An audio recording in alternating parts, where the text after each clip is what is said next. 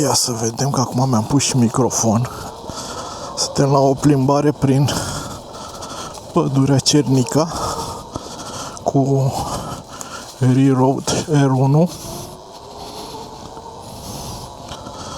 care recent l-am reparat, a fost stricat, n-am mai putut să mai mă plimb. Nu știu dacă am fost ghinionist, să zic așa, că s-a stricat, sau mai sunt și alții. Ca orice chestie din China, a durat ceva să vină piesa de reparație. Ia, pe aici parcă era. Nu mai recunosc așa pădurea asta, că am făcut atâtea drumuri pe ea vara asta, dar nu știu chiar pe de rost. Destul de uscătură, n-a mai plouat, foarte uscat și sunt crăpături în anumite părți ale drumului. Da. De că nici nu pot să merg foarte, foarte tare, că sunt foarte multe denivelări. Au. Așa. Sper să audă bine. Mi-am luat un microfon și sper să audă mai bine pe unde naiba să o iau. Încolo, încoace, ajung încolo, în boschetărie, mai merg mai în față. Da, asta e o parte mai nevizitată, să zic așa, a pădurii Cernica. Majoritatea oamenilor devin să plimbe până ea în partea unde este mănăstirea. Acolo sunt și ceva locuri de parcare, mamă, taciulinu. Da. Pe aici mai rar, da, e de oameni, mai mult de oameni care vin cu mountain bike-uri și fac ture pe aici. Dar oricum foarte rar. Da. Da, foarte uscat. Sper să fie mai interesantă plimbarea cu vocea mea pe background decât cu muzică. Într-adevăr este cam plictisitor și mă gândesc că poate să mai uită și altă lume. Nici așa nu fac cine știe ce în jumbușlucuri cu e-bike-ul ăsta sau motocicletă. Nici nu există încă o denumire. Fiecare zice cum crede. Mamă, ce-i pe aici a fost mare băltoacă. Și acum ideea e că eu am venit în pantaloni scurți și e foarte nașpa. Nu mi-am dat seama să-mi iau pantaloni lungi, adică m-am gândit, dar am zis că e cald de astea, dar eu m-am gândit că o să fie atâta boschești și poate sunt și urzici și poate o să o pățesc, să zic așa. Ia. Hai că merg mai în față. Da, drumurile astea sunt cam varză, că cară lemne din pădure sau de pe unde au tăiat ei și când plouă și astea să fac niște șleauri imense. Mai fac ei niște ocolișuri între copaci să nu intre cu mașina fix în băltoacă. Dar uite cum e aici. Aici au făcut varianta asta, care e mult mai ok. Puțin mai sus și nu se mai strângea pe aici. Tașleaul e, nu mai e nicio șansă să mai treci decât cu vreun taf ceva. Pe drumul ăsta știu că ajungem la șosea, ceea ce n-aș vrea. Au! Am luat un lemn. Uite, și pe aici am mai pus pietre. Am adus pietrișul ăsta pe aici. Interesant. Să vedem, dar sigur la șosea ajungem. Dar știu că e un drum până să ajungem la șosea în dreapta. Uite. Mai e și gunoi. Nu înțeleg de unde atâta gunoi. Ia. Mai e o răscruce aici. Asta e la principalul, cred că. Dă taie pădurea în două. Ia. Da. Asta e la mare. Da. Foarte interesant. Ciudat că n-am dat de nimeni. Bine, sunt în partea asta mai retrasă și prea, dar mă gândeam că lumea face ture, că e pădure, nu stai în soare, e cald afară. 30 și ceva de grade, dar hâț. Mă gândeam că o tură cu mountain bike-ul pe pădure e destul de mișto. Plus că poți să ajungi la... Sunt niște bălți pe aici, pe zonă, pe margine, și poți să ajungi pe la ele. Vezi o apă, o astea. E foarte imensă pădurea asta, Cernica. Eu n-am știut cât de mare e. Așa, când te uiți pe hărți și te plimbi în zonă, n-ai idee cât de mare poate să fie, imensă. De când mi-am luat e-bike-ul și am venit aici, prima dată, nu mi-a venit să cred. Adică am ajuns la jumate aici și mă plictisisem de mers. Acum nu prea vreau să trag foarte tare de re-road, că am astea noi, motorul nou, controllerul nou. S-a stricat și a luat o eroare când am venit din ultima tură. A luat o eroare care a amorțit fundul. Să mă opresc. Care spunea că are lipsă o fază la motor. Le-am scris celor de unde am cumpărat-o. Mi-au zis că o să vorbească cu ăștia de la re-road. Între timp, eu urmăream pe Instagram pe un tip care e manager sau ceva, sau deține brandul sau nu știu cine e de la ei. Eu îl urmăream pe Instagram. Mai urmăream și niște tipi din UK care vând așa ceva și repară. Dar tipii aceia încercau și ei să dreagă fuiorul, să nu zic ceva rău de re-road pe internet, să postez, să chestii, știi, să le fac brandul de râs. Și încercau să mă îmbuneze că mă afren, că se rezolvă, că miau. Zic, păi zi cum să rezolvă, zi cum să măsor, nu, că o să zică ăia de la re-road, nu zicem noi. Am înțeles. De ce ea trebuie să-mi zică, voi reparați așa ceva, dar nu puteți să-mi ziceți. Am vrut să o repar. Am zică ce să măsor, ce aveam scule, aveam tot. Până m-am luat legătura cu Mr. Leo ăsta. Am vorbit cu el, am explicat, i-am trimis niște videouri și a zis, da, mă friend, nu-i problemă, îți trimitem un motor nou. Băi, sigur e de motor? Da, îți trimitem motor. Bine, trimiteți-mi motor. I-am zis, zic, da, e sigur că e de motor? Că zic, din controller nu iese curent, adică e ceva dubios, înțeleg că poate motorul dă vreun semnal ceva și ăla nu mai dă curent către el. Da, sigur trebuie să întâmple asta? Nu mi-a dat niciun detaliu, îți dai seama. Au zis că vorbește cu tehnicienii lui, că spanac. Nu știu, poate omul chiar nu s-o pricepe și e decât patronul la brandul ăsta sau manager sau ce dracu e. A trimis motorul, a venit motorul în vreo 3 săptămâni. 3 săptămâni cred că a făcut. Eu fericit foc.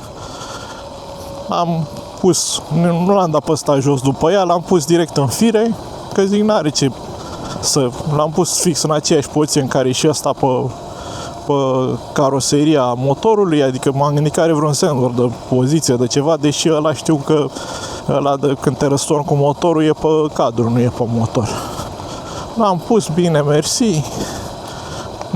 Nu mai își lua într-adevăr eroarea aia, deci clar motorul avea ceva.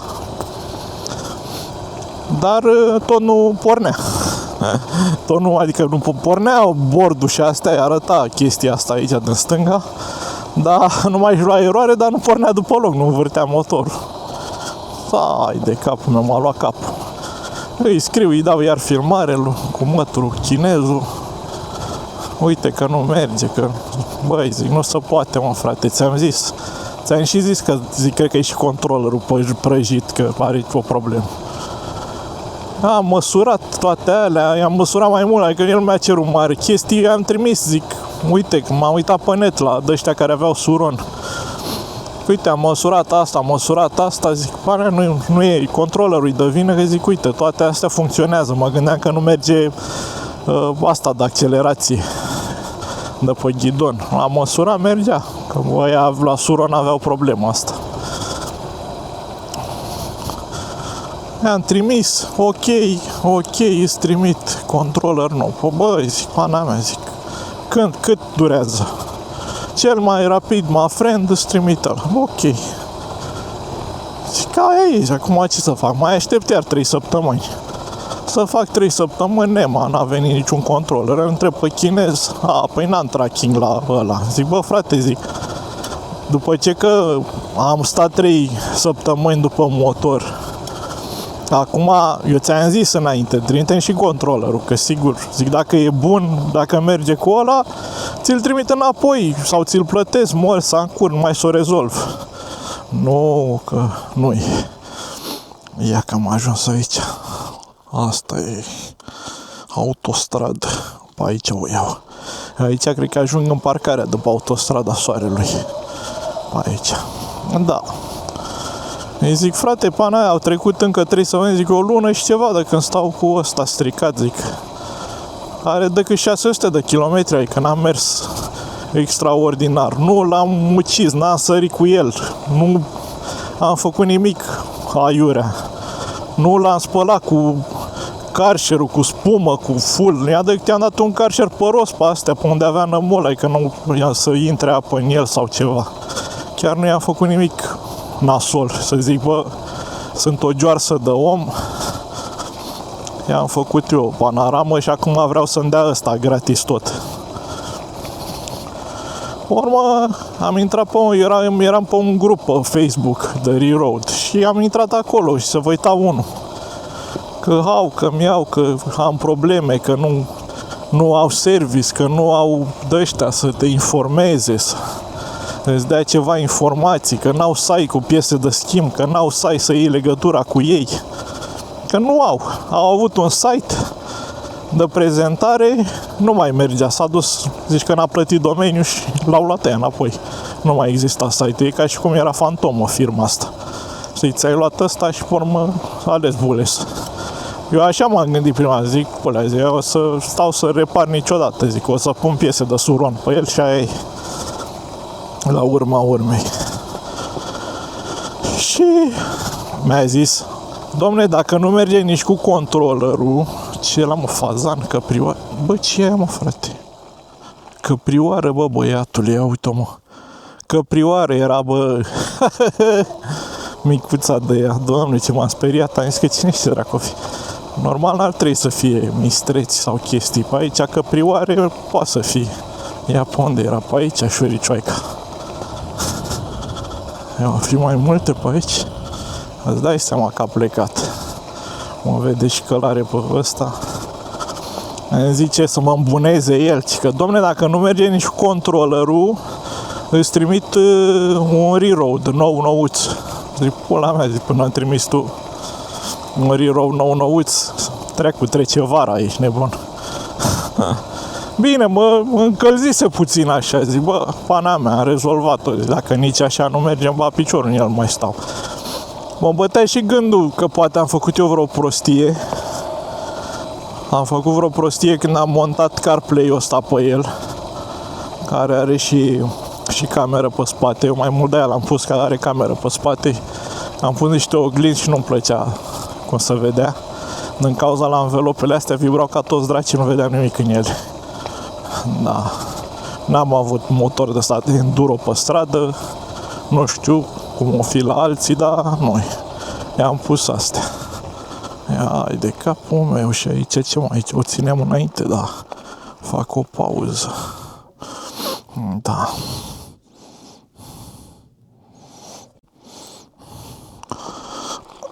Așa, hai să mergem. Poate găsești, uite, aș putea să stau pe buturicile astea. Da, și am lăsat-o mai moale, nu mai am scris pe grupul ăla. Că scrisesem pe grupul ăla unde să vă uita ăla, am zis și eu, păi și eu, prietene, stau de o lună jumate, aștept controllerul. Și a intrat chinezul repede, a văzut că am scris acum, a intrat pe mine pe Instagram sau pe Facebook. Domne, că uite, că-ți dau, că fac, că drept. Chipurile să nu mai scriu acolo. Că na. Dar ăsta era adevărat, că nu mințeam cu ceva acum. Pur și simplu ăla era pur adevăr, că nu au, frate, un site sau ceva, că vrei să fii șmecher, păi fii șmecher până la capă, fă-ți dracu un site, că nu cred că te costă o avere. Vinzi dracu 2 motociclete, 3 și ai plătit site-ul. Să faci un site unde să răspundă, să scrie lumea, bă, am problema asta. Bine, sunt sigur că ei sunt acaparați și de americani, că vând și în America foarte mult. Ia mă, ce unde mă ajuns la tancul ăsta, la groapa asta, sau ce dracu e aici. Vând foarte mult și în America și americanii sunt nebuni, au toate tâmpenile în cap, întreabă toate prostiile, cum să-l pornească. Da. Adică înțeleg, dar nici în halul ăsta, dracu, să vinzi ceva și pe urmă să dispar ca măgarul în ceață, nu mai ai site, nu mai ai nimic, stau să scriu pe Instagram. M-a enervat la început ăsta chinezul, că îi scriam pe Instagram și el răspundea peste 2-3 zile, adică când își au cei la minte sau nu știu care era faza. Uite, și aici e o colire, aici am mutat eu bușteanul ăsta odată, cred, tot așa n-am avut cum să trec și l-am mutat puțin să pot să trec când era mai frig afară. Nu știu dacă sunt pe drumul ăla bun pe aici. Da. Aia era cu chinezul și mă cam enervai, că dracu, am promis ceva, vorbesc cu tine, îți trimit detalii cu problema mea și tu îmi răspuns peste 2 zile, dă-l dracu de Instagram. Sau dă-mi un WhatsApp, ceva, să scriu pe WhatsApp dacă nu stai pe Instagram, poate n-ai timp să stai. Cine știe? Chinezii. Bine, ca idee așa, chinezul, cum o fi el, e serios, nu-i țepar. Acum că o fi nația lor așa, ori da, uite, ăsta putea să mă flituiască dacă era, că eu nu cumpărasem direct de la ei, cumpărasem de la unii care vindeau marfa lor, vindeau tot felul de branduri pe un anumit site chinezesc și putea să zică, bă, du-te, nu știu, du-te și ia-ți banii de la, recuperează banii pe piesă de la ăia de ți-a vândut-o, știi? Faza e că și cu ăia de-mi vânduseră era cam ca naiba, e telefonul fără fir, că eu îi scriam cu mătraia.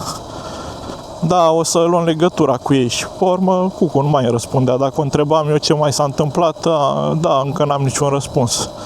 Mă gândeam, dracu, că dacă te contactează un chinez, îi răspunzi mai repede decât dacă te contactează un client european și îi spui că ai o problemă, știi? Și o rezolvi, că na, ăla-ți dă datele în limba ta, nu trebuie să stai să îți bați capul cu engleza, că poate și asta o fi o problemă cu engleza la ei. Poate nu ar avea de-ăștia de vorbesc engleză. Ia, pe aici era. Eu caut acum drumul să ajung la în parcare, la autostradă și pe aici e parc. Nu mai mi-aduc aminte, dacă nu mai am fost, nu mai știu drumurile, da.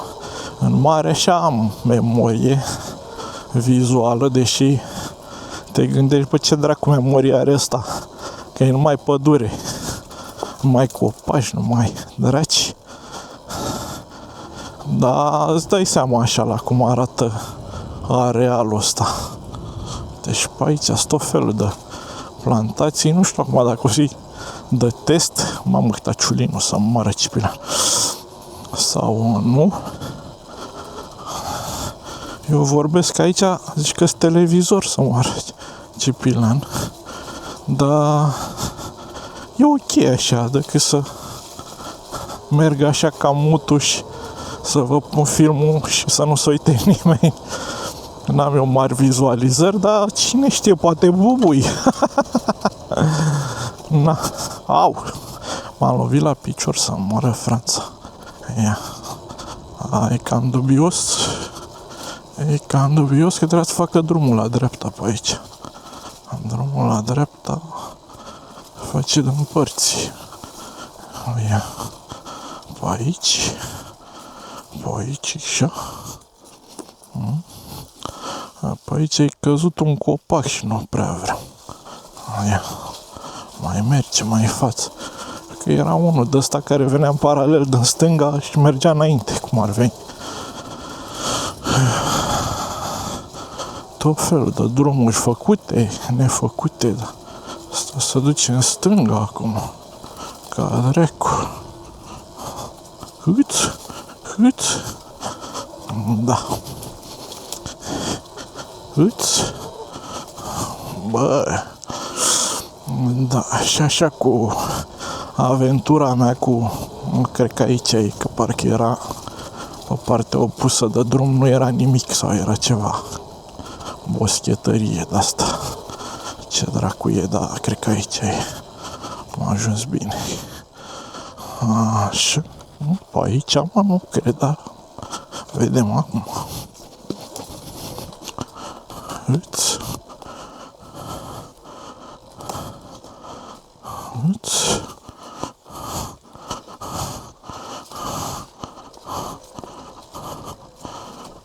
Ei, mă, n-am ajuns bine. Aici e altceva. Ia să-i dăm pe aici. Pare că nu prea. Sau o fi pe acolo cărare.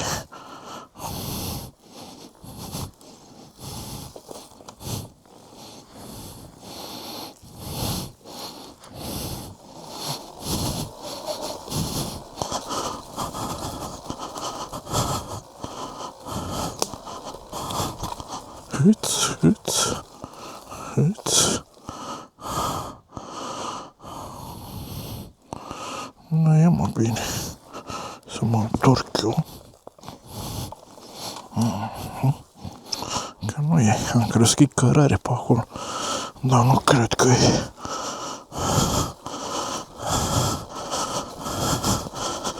Da. Nu e ce trebuie. Că era largă, drept, pe unde am venit eu. Da. Hâț.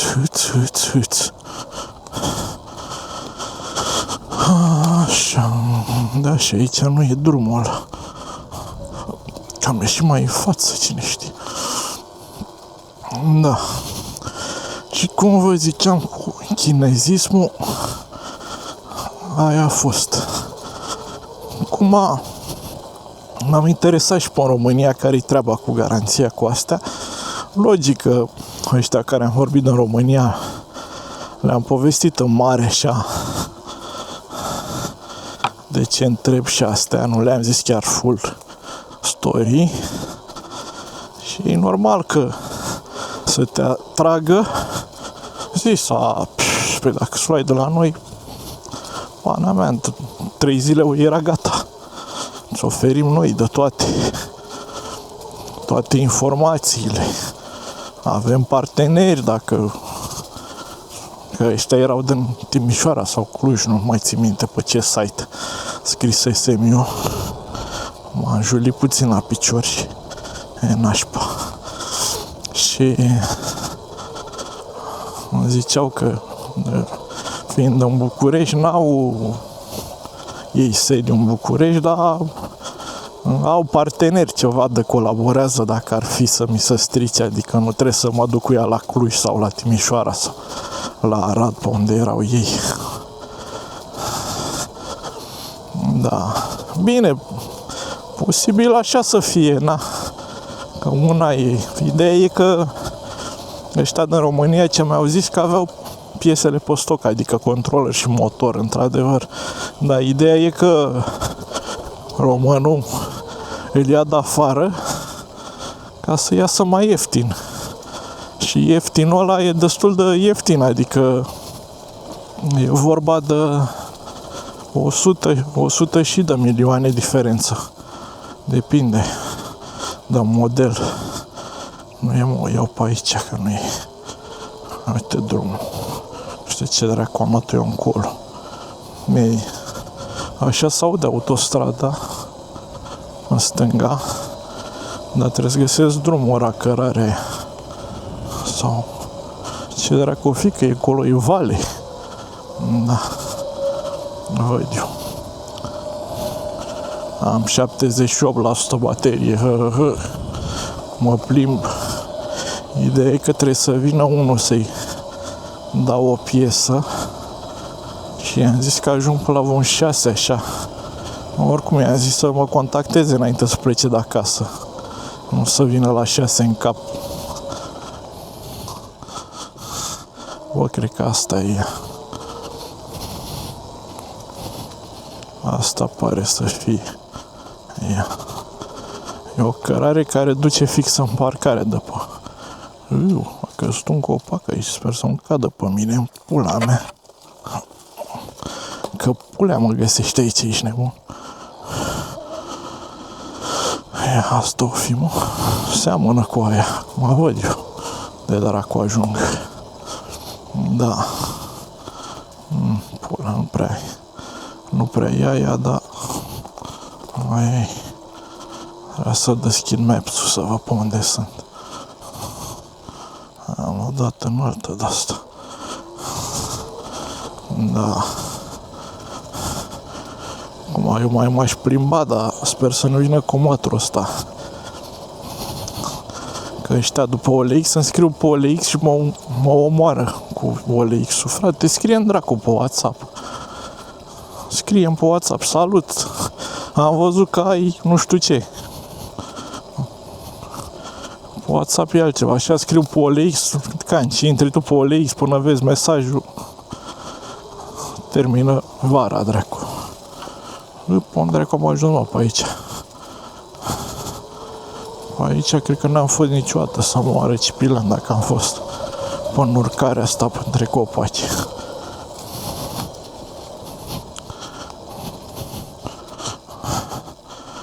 Bine, dracu, că avem internet. Jos încolo, ce dracu, pare că ar fi apa aia. Și încolo s-aud mașini. Să o iau aici pe cărarea asta aia.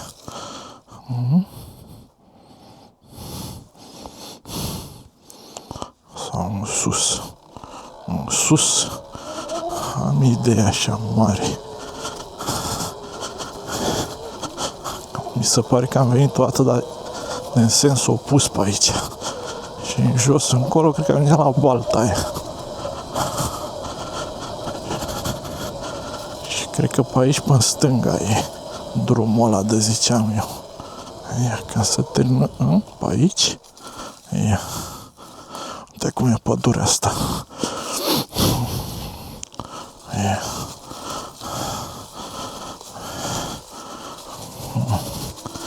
Interesant și pe aici. Interesant și pe aici, da. Ia. Uiți. Mamă, ei, ce ruptura, dracu. Să o colim pe aici. Ideea e că se vede că mai a fost lume că au colit, știi?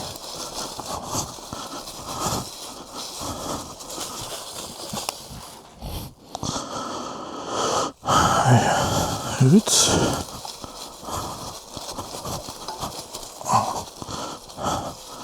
M-a întrebat lumea, bă, dar nu ți-e frică, mă, să te duci? Bă, nu prea, dar e puțin, nu pot să zic că sunt vreun gladiator. Uite, mă, că am ajuns la asta. Că dracu, ești în pădure, adică nu ești.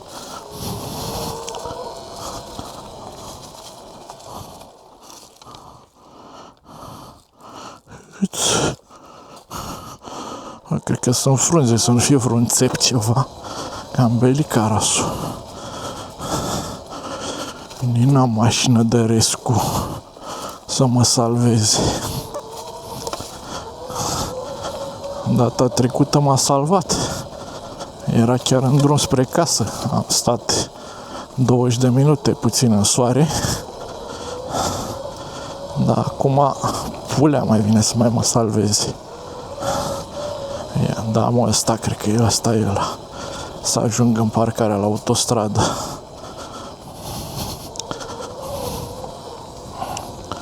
Așa seamănă că ăla era așa pietruit. Uite. Da, uite că vă bariera aia e o barieră. Pus ăștia să nu intre cu ATV-uri, motociclete, pula motociclete. ATV-uri, mașini, dragi, poate cad aici. Uite.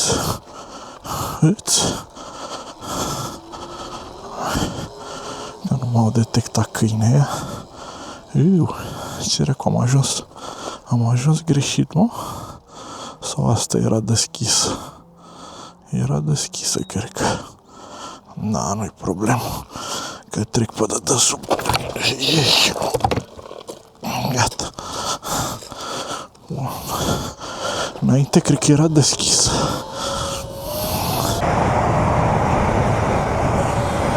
Aici pe terenul lui Andy Popescu, frate. Sper să audă. Îi dăm pe aici blană. Da, n-avem ce să facem. Asta ce-o fi, poliție? Da. Cred că poliție, da. Cred că poliție. Poliția n-are treabă cu mine, înțelegi? Nici eu cu ei, nici ei cu mine. Bine, data trecută am ajuns pe aici, pe undeva.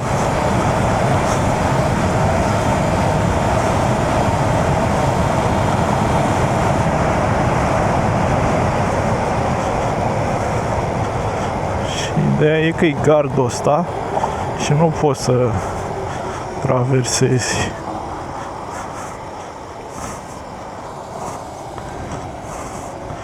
Pe aici e drum. Mi se pare că am ajuns și pe drumul ăsta.